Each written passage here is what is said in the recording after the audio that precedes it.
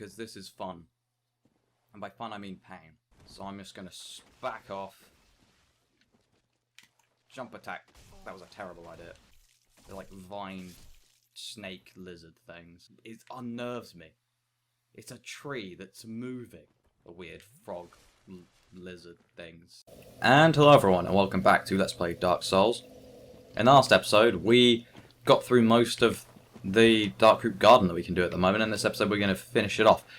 And you might notice that I've turned myself human. I decided to kindle that bonfire because it's actually useful late in the game. Well, later in the game. Because we can go through this door. I should have made mention of that in the last episode, but this door, you cannot open it. I know that must have annoyed some people. Again, I've got to try and remember that I'm doing a Let's Play here, and so I should actually show off what's going on. But yeah, I'm human now. I kindled that bonfire, so that's useful. And I'm going to have to kill these guys again. A happy day. I'm just going to be aggressive about it, because I'm lazy and don't want to have to deal with this. Yep, there you go. Because these guys attack rather slow, you can actually get rather aggressive, and then it's actually a good idea. Which is rare in these games. But yes, we're going to ideally clear out all these guys without dying. There's a lot of these armoured guys, well, suits of armour. I think they're just like living suits of armour, running around. So I'm going to have to try and clear them out one by one.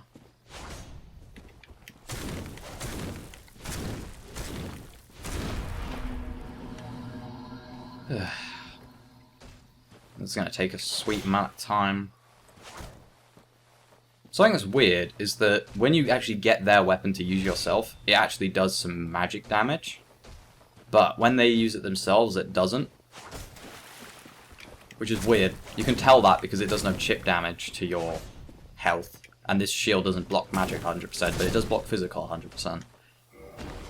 Which is something I should have also made mention of some point. Shields have, well, all weapons and shields can technically be blocked with have damage reduction percentage, and that, as you see, physical 100%, magic 30%, fire 70%, lightning 50%.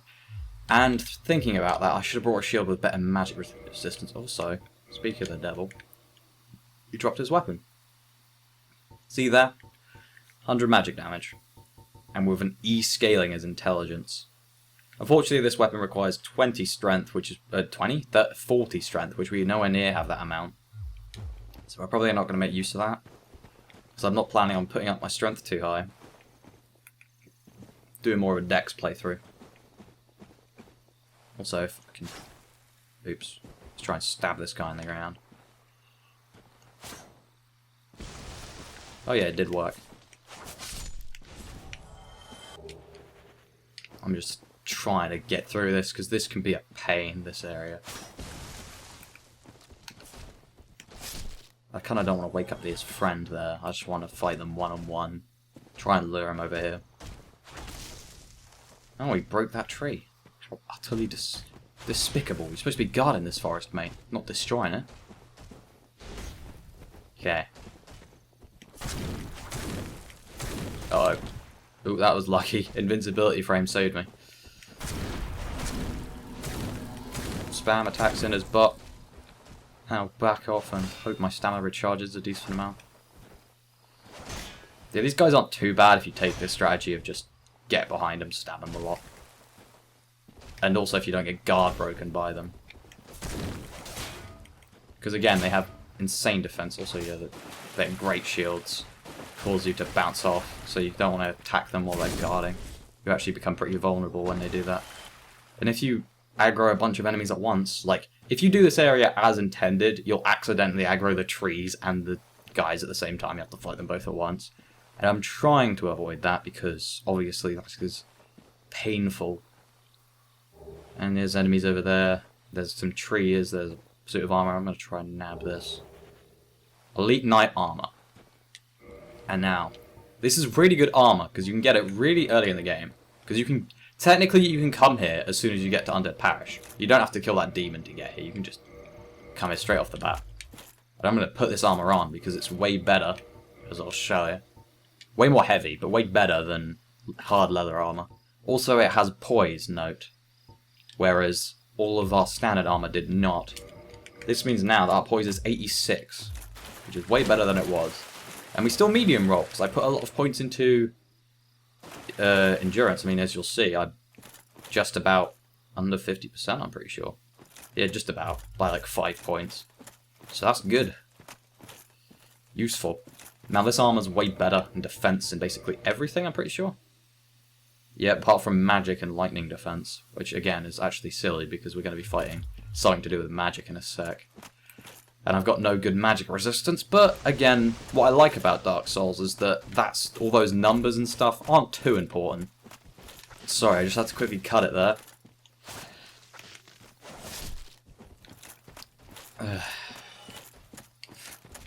Normally people don't come in when I'm recording, but that seems to be something that's happening a bit more recently. Uh-oh. Whoa, and invincibility frames once again saved my bum.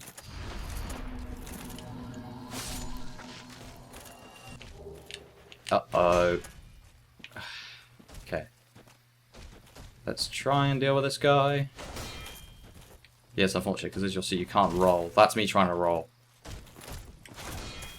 I think, I might be wrong, but I think if you have enough equip load and you've like got a low enough percentage, you can actually, you might be able to actually avoid the effects. I don't think it automatically makes you full weight. I think it might just add a certain amount of weight, like, in the files. I might be wrong. Again, that might be the Dark Souls 2 version of the spell. There we go, easy enough. Dead. I think the only thing they drop is their sword. Maybe they drop their shield as well. We're most of the way through this long slog of an area. It's funny because of how small it is and yet how much of a pain it can be. Because as you'll see, I'm just trying to trigger these guys one at a time. I think there's another... Is that... That's not a fake tree, I don't think. Hello, enemy. Whoa. Thought I could avoid that, but I just didn't. Oh, that tree is in the way. Oh, I'm trying to get my stamina to regenerate. Hit him while he's recovering. Back off. Should have actually not done that last hit, because now, yeah, I'll get guard broken. Luckily, these guys attack so slow that normally they don't get a follow-up. Yeah, you don't want to constantly be holding guard just because your stamina regenerates way more slowly, as I'll show while you're blocking, you'll see. Whereas, bam. So, smartly holding the block button is probably a good idea. I think the amount of stamina it takes is determined by the stability of the shield. Yeah, the higher this value, the stamina consumed by taking attacks. And the heater shield is kind of mediocre stability shield. I mean, but again, it's lower. It's like lowish weight and 100%. Well, really low weight and 100% physical. So it's a really common shield that newer players use, especially because a lot of people pick a warrior as their starting class. So yeah, I'm not sure if these guys drop anything. Obviously, they only give you like 60 souls. Yeah, this isn't one of those fake trees. It's got like a similar model. Though something I should note is that a lot of the trees in this game have these awful leaf textures.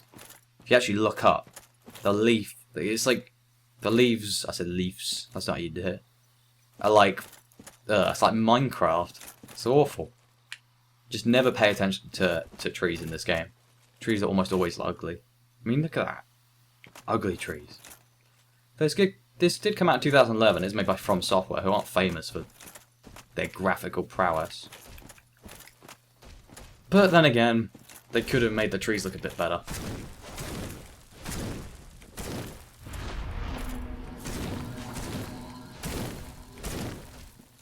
Oh dear. That's bad. That's bad. That's really bad. Oh my god. I think I can survive this encounter. Just quickly take a sip. Ooh, just about. I didn't want to have to use an Estus flask. That's annoying. Oh well. Hopefully this boss itself will be less of a pain. Something I should note is that you can just technically run past all these guys and get to this door without too much hassle. Something I should also note is that I'm actually going to summon for this boss. Why? Because it's basically extremely easy, although the fact I do have a low magic shield and low magic resistance armor is a bit annoying and probably would make this a bit harder. For the most part, this boss is so insanely easy, they might as well demonstrate summoning. And also because I think you have to summon this NPC to get something later in the game. So I'm going to do it for the sake of that. I might be wrong about actually requiring to summon this person though. Witch Beatrice. Again, something interesting of note is this character used to be a child witch in the earlier versions of the game. Why they changed it, I'm not 100% sure, though I think in the world of the undead it'd be weird to have a child running around, mainly because most people who are undead have been like it for hundreds of years, and it's kind of weird. I'm not sure, like, they never really discussed the rule about, like, kids and stuff, like, where, like, any children are in this world, and if they even are born anymore. Some people think that maybe children aren't actually born anymore.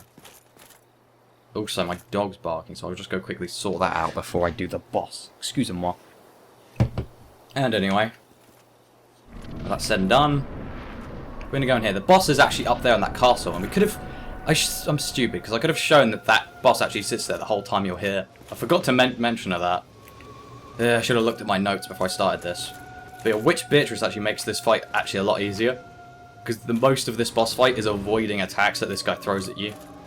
And actually, medium rolling is kind of useful, because... Oh, Witch Beatrice is a bit useless.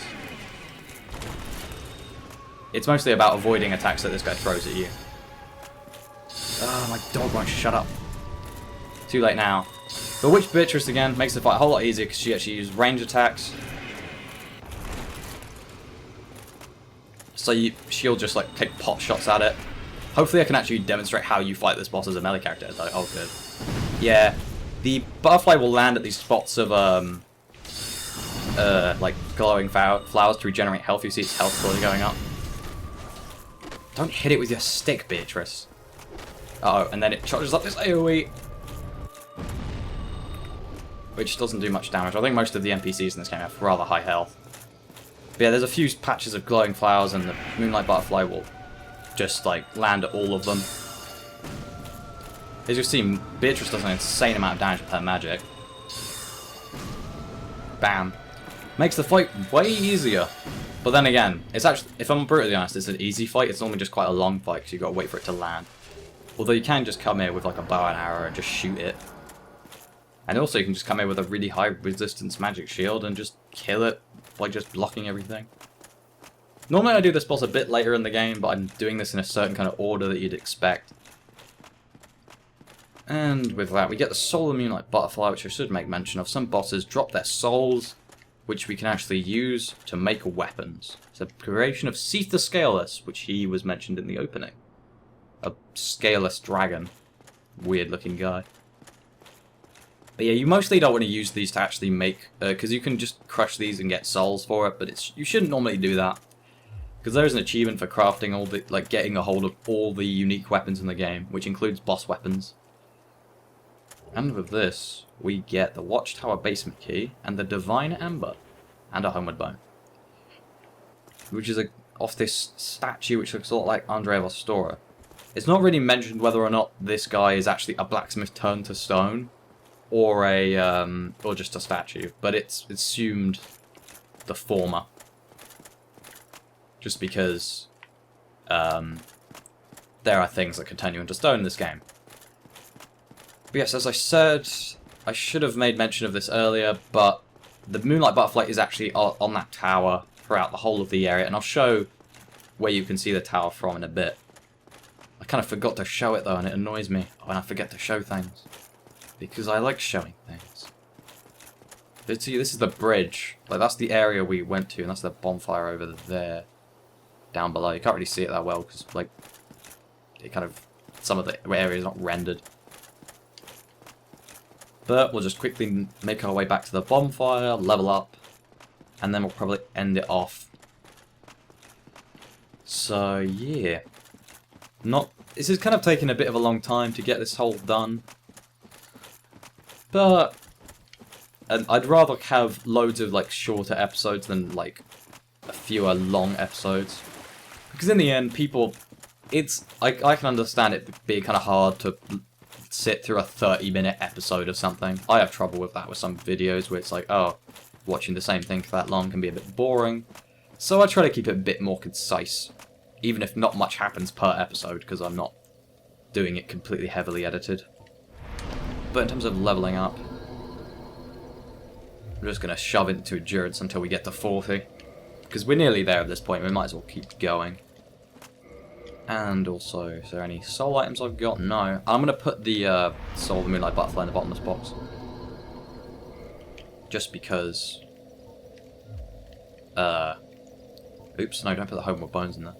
Just because I don't want to actually accidentally use it or anything, I put the Stone's Greatsword in there as well. Again, I might use the Partisan, I'll keep hold of that. And I can probably get rid of the hard leather armor for now, because I'm probably not going to use it. No, I've got the Elite Knight. Way better armor. But yeah. I think that's all for this episode. Join us in the next episode. Well, we'll be going down that other path that was hit back here. Oh, actually, no, I'll quickly show. That's where the Moonlight Butterfly sits, up there on that watchtower. Should have shown it, I'm sorry. But what can you do? Who knows, there might actually, if I can be bothered, get a screenshot or something of it. Hopefully I can. But yeah, it just sits up there and you can see it throughout the whole of the area, which is pretty cool. It's like, I like foreshadowing stuff like that, which is why I'm annoyed I didn't show it off. Also, like, another quick thing I'll show off in a sec as soon as I've done murdering this thing. Purple moss clump is, if I come over here... Nope, I missed it. Nope, interrupt that. Yeah, I don't think these guys have like any poise. So you can just like interrupt everything they do, basically. I don't think I can actually show what I want to show from here, which is annoying. Yeah, I can't show what I want to show from here. So I'm just going to end this off here. Join us in the next episode where we're going this way and getting everything done down here we can, and maybe getting a bit further than that. Because there's probably not that much to do over there. But yeah, until then, see ya.